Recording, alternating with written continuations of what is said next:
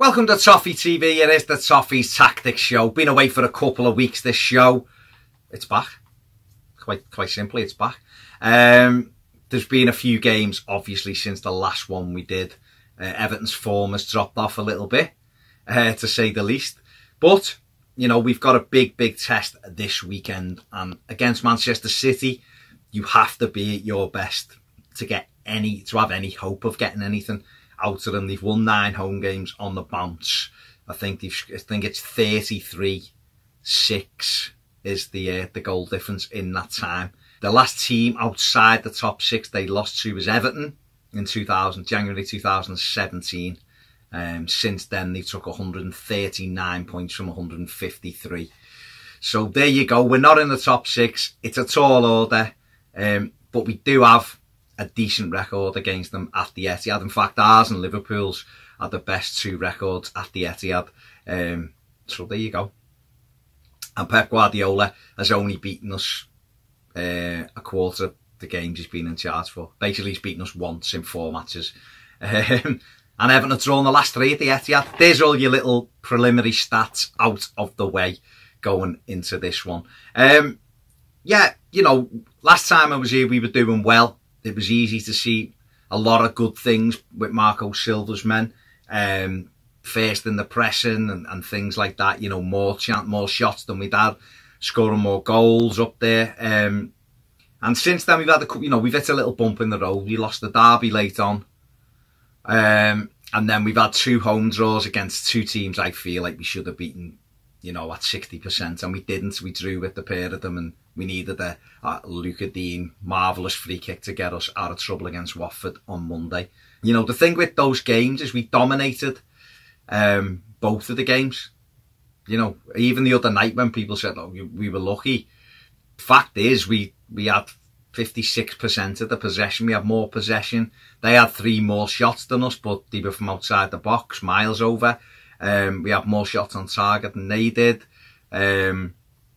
You know, I'm not saying we deserve to win because we didn't, but a draw I think was probably a fair result. Newcastle, we deserved to win, not because we were any good, just because the numbers told you we deserved to win, and there was only one team trying to win the game until obviously the last minute when Christian Atsu missed the sitter for Newcastle to win it. So we've been a little bit disappointing in those 2 games at home, and we've had a problem with this all season, and I've said it on here, breaking teams down that just come to try to be solid. And we've done it again with these 2 teams. We can't seem to get enough goals, and yet you look around the team and you think there's players now in our side that have got goals in them, and yet we're still relying on Richarlison and Gylfi Sigurdsson to get us goals. They've scored 14 of our 23 goals this season, just those 2 players. So quite clearly we need to spread the goals around. You know, but also at the other end, you know, we've had 4 clean sheets this season. We're in the top 10 of clean sheets, and I think we're 8th with 4. But we need to be doing better, really. The goals we've conceded lately, the Liverpool goal was a freak goal, but it was a poor goal. You know, Newcastle, okay, it was a foul on luck when the referee hasn't played it. It was still a poor goal to concede. I liked, you know, we should have dealt with it. Coleman should have blocked the cross. We shouldn't be leaving Rondon on his own. And then the Watford 2 goals the other night for me were criminal. But it is, you know, you've got to tighten them. You tighten those things up, then you make, if teams cut you open and it's a great goal, you hold your hands up and you say, all right, we couldn't do much about that. But the last 4 goals we've conceded, we most certainly could do something about. And 2 things, 2 of those last 4 goals, I just want to show you 2 things. I've touched on this on the final word. So here's the first clip. So this is the screenshot of, if I put the actual goal in, the video will just get taken down by the Premier League, so it can't. So here's the still of Anfield. So this is the 95th minute. So basically the game is done now at this stage almost. And where I've stopped it, Alisson has just ran out of his goal to take a quick free kick, and we aren't ready for it. And he simply rolled it to Trent Alexander-Arnold, who has the ball now. Now Richarlison really should have been closer to Alexander-Arnold to cut that off. He's got too much distance to make up there now. Alexander-Arnold's received it. You know, and if we're awake at that free kick and he goes short, Alisson ends up knocking that ball long. It changes the direction, the trajectory of the ball. and we can deal with it. I feel we deal with it better. This now comes in at an angle and it's a deeper ball, which makes it harder to deal with. And I know it spoons off Van Dijk's shin and it's the bar, and Pickford should make it do better with it. But if we just awake at set pieces, then close that quick free kick off, and it takes an angle out the game that wasn't there, you know, and they've scored from it because we weren't switched on. And then you could stand there now or watch this video now and go, you know, but other team, it happens. So you say, yeah, okay, it happens once in a season. 2 games later, this happens. Here's the second screenshot. Now in this one, this is against Watford on Monday night. Watford have just equalised. This is literally a minute after the goal. They get a free kick, which, okay, wasn't a free kick, but they get it. And our players, look, if you look at Bernard's there. Garner's not looking at the ball. Andre Gomez isn't looking at the ball. Luca Dean's half cock trying to turn for it. They put the ball down and you go and watch this goal again. They put the ball down quickly, play it down the line. Luca Dean responds quickly, but unfortunately for Everton, there's nobody else tracking. So Dean goes, holds Firmino, and as he rolls it down the line to Pereira, we're too far away. We're too far away from it. Gylfi Sigurdsson comes running back, nicks off him, changes the ball. Seamus Coleman's gone to sleep, and Decore heads it in. But twice in 3 games, we've been undone by a quick free kick. Now, just go and stand on it. Defend them 101. Go and stand on the ball. Don't let anybody get anything cheap. If it's on the edge of their box, you know, sometimes your back's turned because you're getting back in shape. But the Liverpool goal for me was a poor goal because we should have been switched on. It's injuries. It's literally the end of the game. Stop it. Break the game up as much as you can. And that goal there, we should be clearing our heads, and we're not. And the next minute we're behind. So just a couple of things. I think we really, with this weekend in mind, we have to be switched on because Manchester City are bright and they will put the ball down and pop it off, and all of a sudden we're in trouble. We're chasing or we're out of position. And that, you know, that can cause us real issues, really. You know, so just the final thing on the Watford game, you know, like I say, Luca Dean scores an absolute worldie of a free kick, which I'd love to have put in, but it would have got pulled by the Premier League. But I'm just going to put Andre Gomez's stats on screen now. So here you can see, these are Andre Gomez's stats from the game against Watford the other night. No shots, which he's got to improve. As good as he is, and as handsome as he is, he has to improve the fact that he's not getting shots away and he can shoot with both feet. He's got the power. Completed 49 of his 63 passes, 77.8% pass completion rate. 1 assist, obviously set Richarlison's goal up, despite Theo trying to put a span in the works. His distance ran 7.2 miles in the game, more than any Everton player anywhere near it, one of the most on the pitch. 7 ball recoveries, incredible winning it back there. 89 touches of the ball on Monday night, again more than any other player on the pitch. Won 5 of his 7 tackles he went for, won 2 of his 4 aerial duels that he competed for, and because I didn't know what else to put on here, his sexiness level is still at 100%. That is Andre Gomez in all of his glory. Other things from that, like I say, he ran over 7 miles. He ran a speed of 18 miles an hour. Incredible, that was his top one. But just a couple of things about, because coming into this game at the weekend, you know, for me, our right-hand side's an issue.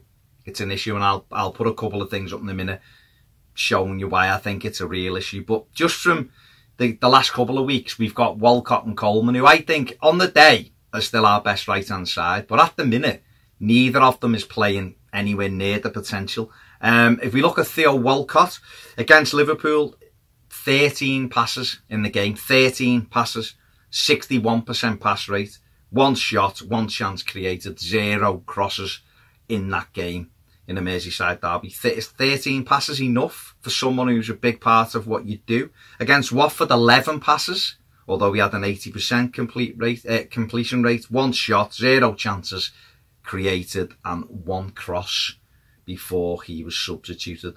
The little pass combinations in that Watford game. Now, we're supposed to be building up this right-hand side. Okay. Coleman to Walcott in the derby 4 times. 4 times Seamus Coleman passed the ball to Theo Walcott.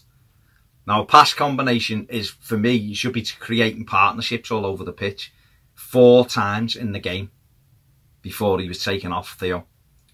Compare that to Dean to Bernard 18 times on the left-hand side. 18 times. Against Watford, Dean to Bernard 9 times before Bernard went off. And Bernard went off, you know, after about an hour, didn't he? Or at 65. And then this surprised me. Coleman to Walcott 7 times in the game before Theo was replaced and Lookman came on. Coleman to Lookman 8 times. So Lookman come on as a sub and was on for 20 minutes maximum and received the ball 8 times off Seamus Coleman. Theo Walcott had been on for 65, 70 minutes, received it 7 times. And that's an area that we have to improve in. Our left-hand side is far superior. And for us to get better and for us to be challenging in that top 6, we have to have our right-hand side up to speed as well. It's quite simple for me. But anyway, on to Manchester City. This is a big game.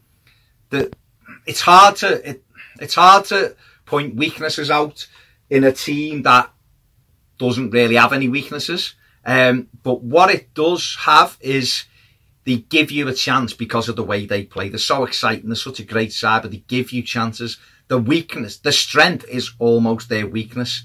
And that is what they do absolutely brilliantly is win the ball back high up the pitch. They win it back. They'll nick it. If you misplace a pass, they will nick it. I've watched quite a few goals this afternoon that they've scored. I probably shouldn't have done because it's made me feel worse about the game.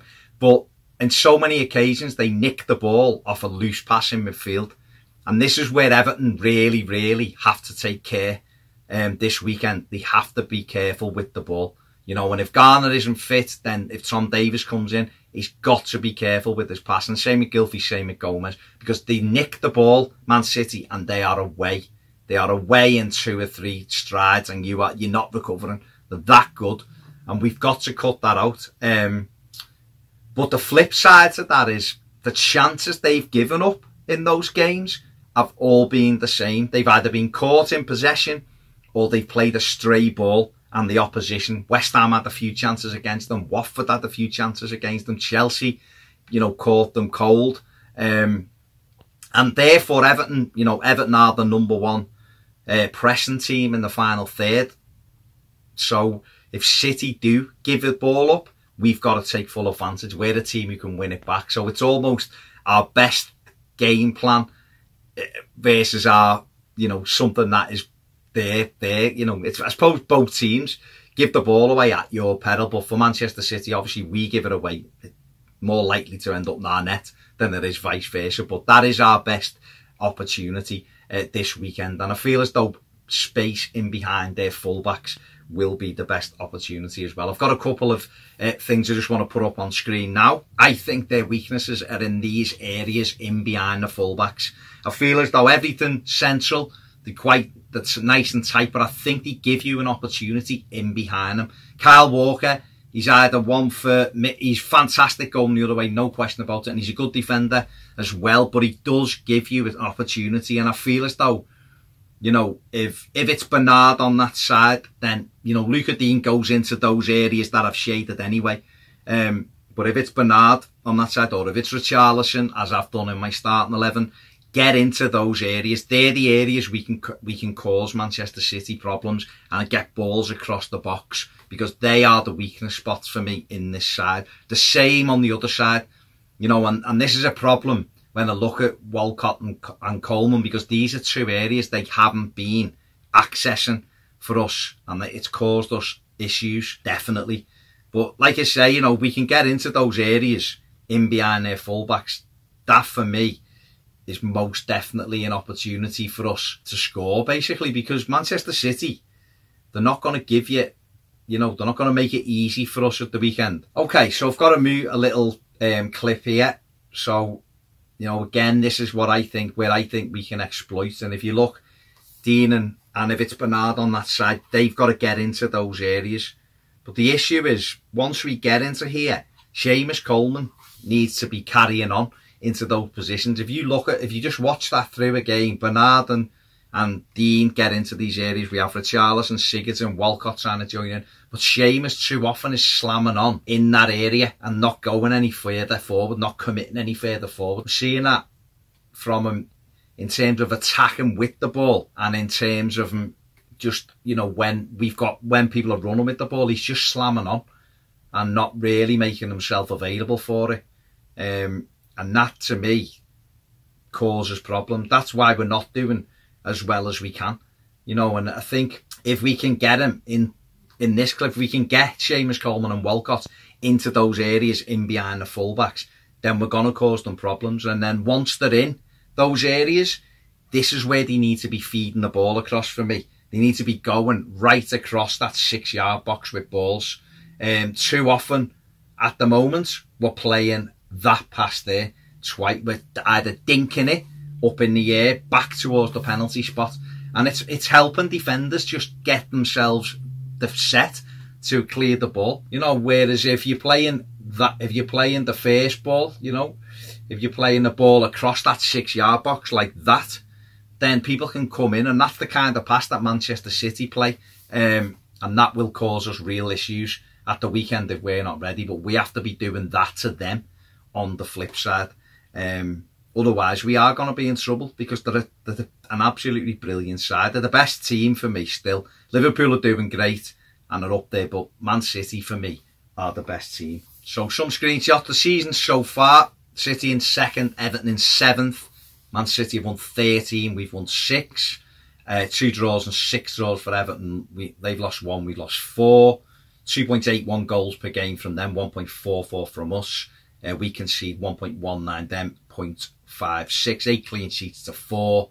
Chances 2.69 at 1.75. Their biggest win of the season, 6-1 at home to Huddersfield. Their biggest defeat, a 2-0 defeat last week at Chelsea. Our biggest win, 3-0 at home to Fulham. Our worst defeat, 3-1 at home to West Ham United, which still rankles with me. The form, guys, so City 4 wins and a defeat in their last 5. Everton just 1 win, 1 loss and 3 draws in our last 5. So, you know, we really have tailed off in terms of, we've got ourselves in such a good position, haven't we? The head-to-head in the Premier League play, 42. Man City have won 15. We've won 18. Draws 9. You know, we've won 11 at home, 7 away. They've won 10 at home and 5 away. So it's, I mean, you know, it's a top side. It's not often that we've still ahead, you know, doing better than a top side, is it? You know, those stats normally are weighted far out, you know, than those stats normally we haven't got a chance with. Done a little player comparison from the two, I suppose, the 2 key men for the weekend, if you like. Richarlison and Sergio Aguero. 13 appearances from Aguero, 8 goals. Richarlison, 14 appearances, 8 goals as well. But 4 assists from Sergio Richarlison without an assist as yet. The defending aspects of the game, Everton 2 clean sheets under Richarlison's played. Aguero 0. A block from Richarlison, 6 interceptions from Sergio Aguero, 7 from Richarlison, 18 tackles by Richarlison to Aguero's 6. He's won 13 of those to 5. And look at that, 18 clearances to Aguero's 1. And that shows you just how hard Richarlison works, isn't it? The team play, Aguero with the 4 assists. He's created 3 big chances to Richarlison's 1. Richarlison beating him on the passes, 343 to 325. But Aguero's pass completion much better at 86.77. Richarlison's 66.47. But 88 passes forward to Aguero's 52. And yeah, Richarlison with 668 touches, Aguero 525. So, and we just finished with their forward stats. Goals with the right foot, both scored 5 each with their right foot. 3 for Aguero with his left, 2 for Richarlison. 1 header, Richarlison, none for Aguero. All of Richarlison's goals have come from inside the penalty area. Aguero 7 from inside, 1 from outside. Aguero's hit the woodwork 3 times. Richarlison none. Richarlison scored 6 big chances. Aguero scored 5. Aguero's missed 4 big chances. and Richarlison has missed 2. So them 2 are the key players for me at this weekend. 2 top scorers, 8 goals apiece. It's going to be really, really difficult. It's a massive, massive ask for Everton. But Manchester City give you opportunities, and you know what? They haven't lost 2 games on the run since December 2016. It's December, and last time they lost 2 games on the run, it was Chelsea and Leicester who beat them. Chelsea have just beat them. Over to you, Everton. Can you do a Leicester and beat them? That is it for the Toffees Tactics Show. Thank you very much for watching. I'll see you next week.